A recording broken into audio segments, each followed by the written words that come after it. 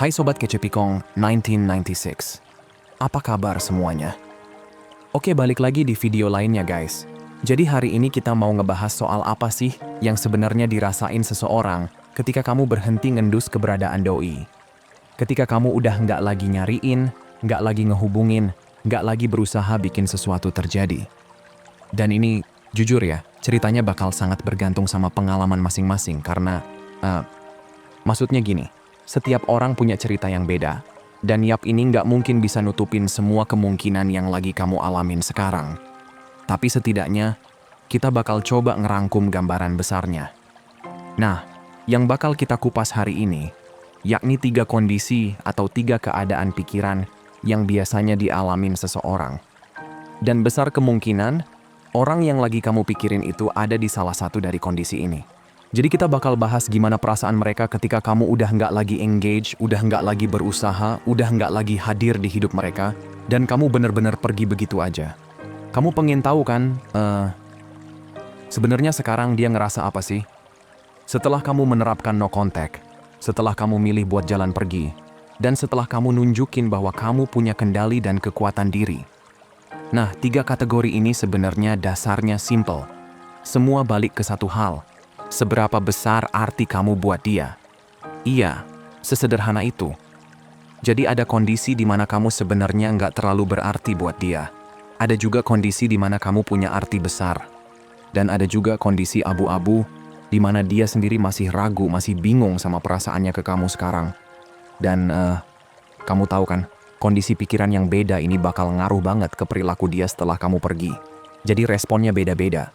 Tergantung seberapa penting posisi kamu di hidup dia sebelumnya. Oke, let's break it down teman-teman. Oke, sekarang kita masuk ke kategori pertama. Ini kondisi ketika kamu nggak terlalu berarti buat dia. Misalnya gini, kalian cuma ketemu beberapa kali, baru beberapa kali jalan bareng, belum ada kedalaman apa-apa, belum serius. Atau bisa juga kamu pernah ada di posisi friendzone. Atau mungkin kamu kenal dia dari lingkungan kerja, kamu coba mendekat, tapi akhirnya ditolak. Apapun ceritanya, apapun latar belakangnya, mau ketemunya di mana, dalam situasi apa, dan hubungan kayak apa yang sempat kebentuk, anggap aja di kondisi ini, kamu memang bukan orang yang punya peran besar di hidup dia. Oke? Nah, dari titik ini, kita bisa mulai lihat gimana perasaannya ketika kamu menghilang. Nah, sebelum kita masuk lebih jauh ke situ, gue mau lurusin satu hal dulu. Ini penting banget. Kalau kamu nggak terlalu berarti buat dia, itu bukan berarti kamu nggak berarti sebagai manusia, oke? Maksudnya gini, kamu cuman nggak terlalu punya posisi besar di hidup dia aja. Karena besar kemungkinan, kalau kamu ketemu orang yang tepat, kamu bisa jadi sosok yang sangat berarti buat dia. Jadi jangan dipelintir kemana-mana. Fakta kalau kamu nggak terlalu penting buat satu orang, nggak otomatis bikin kamu jadi nggak penting sama sekali. Nggak ada satupun orang di planet ini yang nggak punya nilai. Nggak ada. Oke? Nah, sekarang kita balik lagi ke skenario tadi. Anggap aja kamu memang nggak terlalu berarti buat dia. Pertanyaannya, gimana sikap dia, gimana perasaan dia ketika kamu tiba-tiba menghilang? Ketika kamu berhenti nyariin, berhenti ngehubungin, berhenti engage, dan kamu benar-benar jalan pergi. Reaksi pertama yang mungkin muncul itu, bingung. Iya, dia bisa ngerasa agak bingung. Bingung kemana kamu pergi. Terutama kalau kamu mutus semua jalur komunikasi secara mendadak. Bisa jadi karena kamu nonton video tentang no contact, entah itu video gue atau video orang lain, atau kamu cuma ngerasa di satu titik, kayaknya emang udah waktunya berhenti deh. Jadi ya, dia bakal bertanya-tanya sedikit. Tapi jujur aja, kebingungan itu nggak bakal dalam. Kamu nggak bakal tinggal di kepalanya lama-lama. Kamu nggak bakal muter terus di pikirannya. Karena kalau dari awal kamu memang nggak terlalu berarti, dia cuma akan berasumsi sederhana. Oh, mungkin kamu pergi. Mungkin kamu lagi deket sama orang lain. Mungkin kamu ketemu seseorang yang baru. Dan di kepalanya cuma kayak, oh ya udah, dia pergi. Selesai. Nggak ada drama. Nggak ada beban emosional yang berat.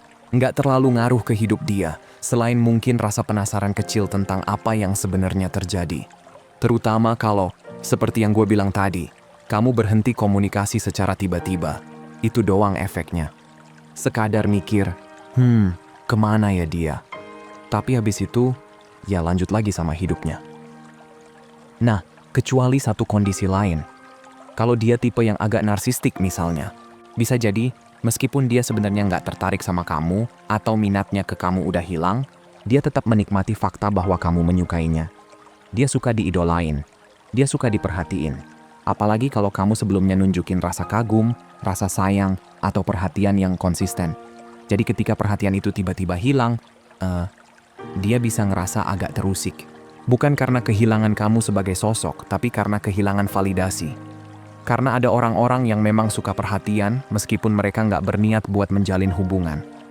Perasaan disukai itu ngasih dorongan ego, bikin mereka ngerasa diinginkan, ngerasa masih menarik, ngerasa oh gue masih punya daya tarik. Jadi di kondisi ini, yang hilang bukan kamu, tapi spotlight-nya. Dan itu yang bisa bikin dia agak keganggu, meskipun nggak sampai benar-benar sakit hati. Oke, lanjut ya. Sekarang kita masuk ke bagian berikutnya. Kondisi di mana kamu memang berarti buat dia. Kamu punya tempat di hidup dia. Kamu punya bobot emosional. Dan anggap aja, di momen kamu berhenti ngehubungin, berhenti engage, dia itu sebenarnya masih punya perasaan ke kamu.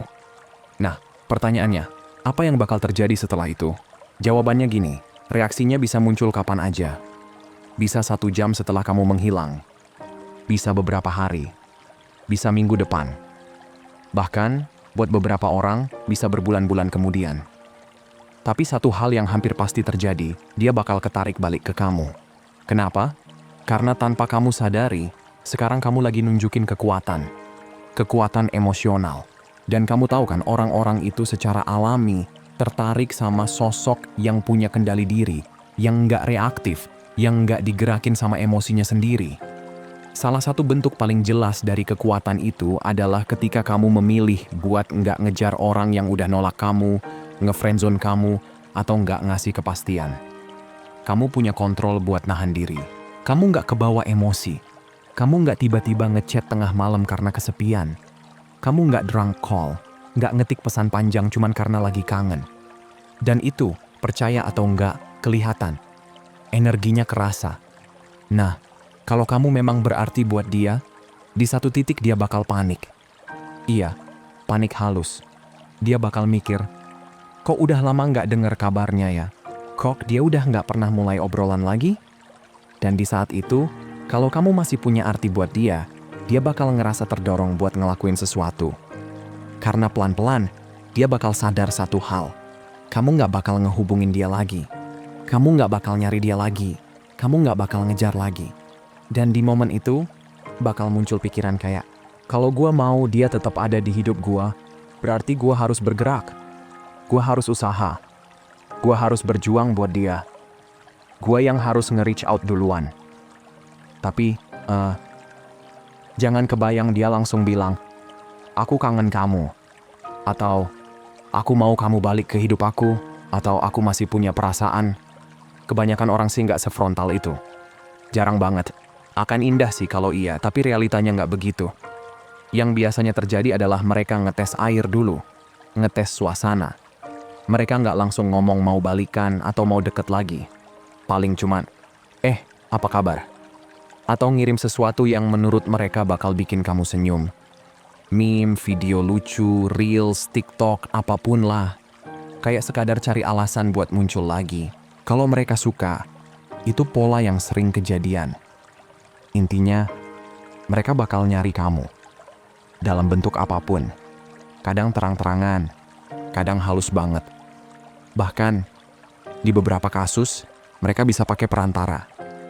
Temennya tiba-tiba nanya kabar kamu. Namanya muncul lagi di hidup kamu dengan cara yang nggak langsung.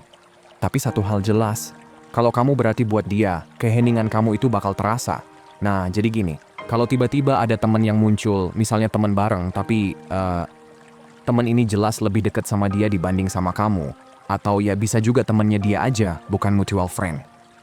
Tiba-tiba ngechat kamu, nanya, apa kabar? Atau mulai basa-basi, terus pelan-pelan nanya hal-hal yang agak ngorek. Sebenarnya mereka lagi mancing info. Mereka pengen tahu, kamu masih single atau enggak, kamu masih available, atau udah ada orang lain. Dan apa yang sebenarnya terjadi di balik layar. Dia nyuruh temennya buat ngerjain kerja kotornya. Buat ngecek situasi. Buat lihat, kamu masih sendiri nggak? Kamu masih mikirin dia nggak? Dan kalau dari info itu dia ngerasa aman, ngerasa kamu masih punya rasa, atau setidaknya masih terbuka, nah di titik itu dia bakal ngerasa cukup berani buat ngehubungin kamu langsung. Ini bukan kebetulan, ini strategi halus. Walaupun ya, kadang dia juga bisa langsung ngelakuin sendiri. Cuma ngechat simple, "Hey, apa kabar?" Kedengerannya kayak nggak ada apa-apa, kayak obrolan biasa. Tapi seperti yang gue bilang tadi, ini semua lagi ngetes air, ngetes reaksi. Dari luar mungkin kelihatan sepele, sampai kamu mikir, "Oh, dia ngechat doang, lucu aja." Tapi percayalah, nggak ada yang random di sini. Dia ngehubungin kamu karena ada alasan. Dan seringkali alasan itu karena dia kangen. Oke? Jadi kalau kamu memang punya arti buat dia, ini salah satu pola yang paling sering kejadian. Oke, lanjut ya. Nah, sekarang pertanyaannya, gimana dengan orang-orang yang perasaannya masih abu-abu? Yang belum yakin, belum mutusin apa-apa?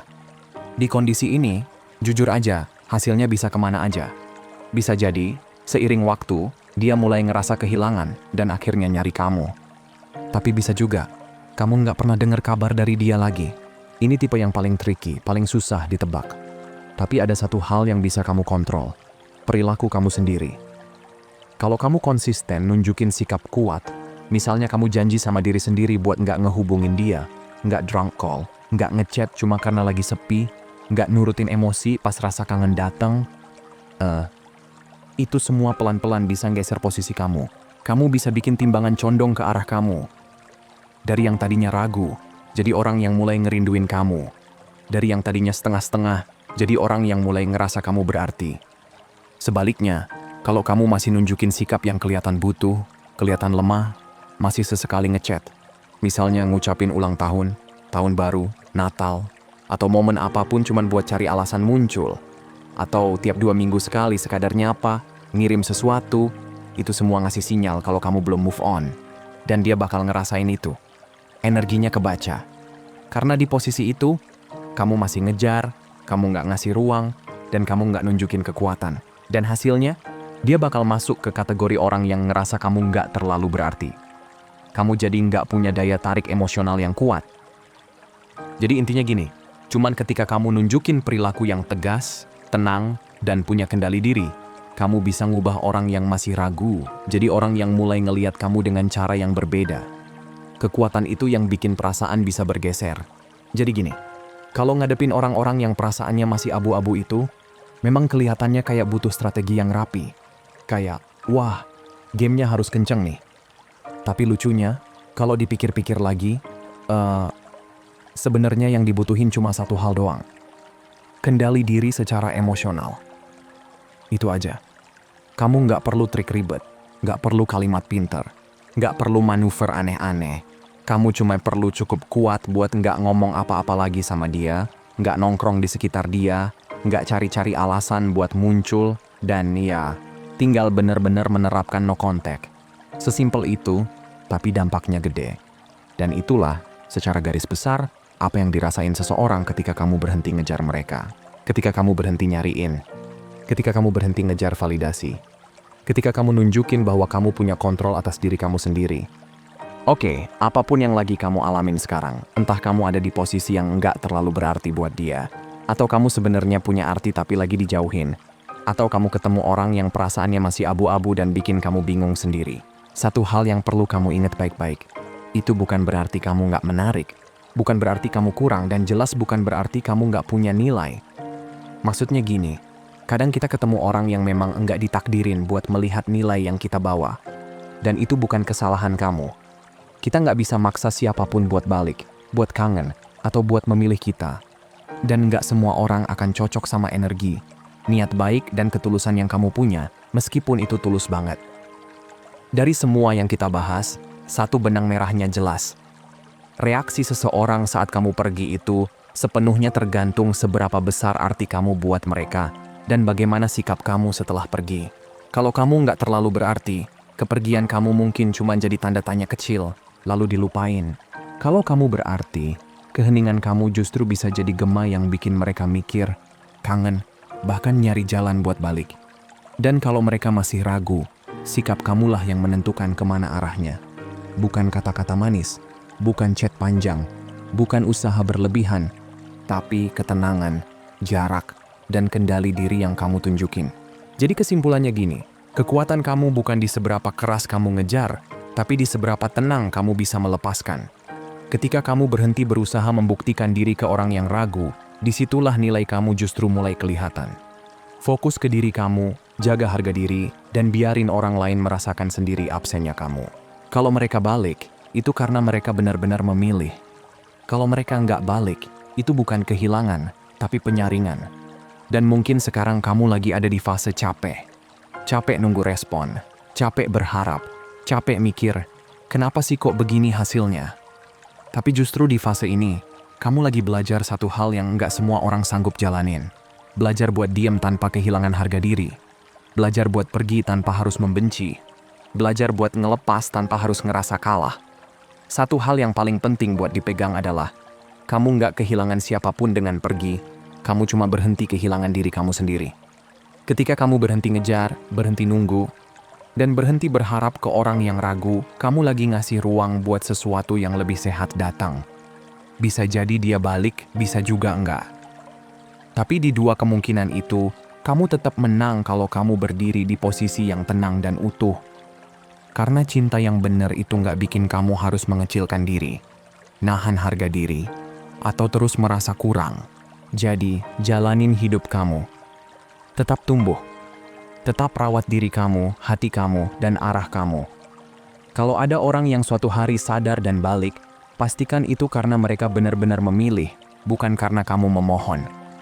Dan kalau nggak ada yang balik, percayalah, itu bukan akhir cerita. Itu cuma tanda kalau kamu lagi dipersiapkan buat ketemu orang yang bisa melihat nilai kamu, tanpa harus kamu jelasin. Dan di titik itu, kamu bakal sadar. Pergi bukan selalu tentang kehilangan, kadang itu tentang menyelamatkan diri sendiri. So guys, segitu aja buat hari ini, sehat selalu ya, semoga harinya menyenangkan dan seperti biasa teman-teman. Hargai diri kamu di atas perasaan kamu. Abaikan apa yang kamu rasain, dan ingat apa yang kamu layak dapetin. Kalau mau hubunganmu jauh lebih baik dan sehat, hargai dan perlakukan dengan baik diri sendiri dulu. Makasih udah nonton ya, dan sampai jumpa di video berikutnya teman-teman.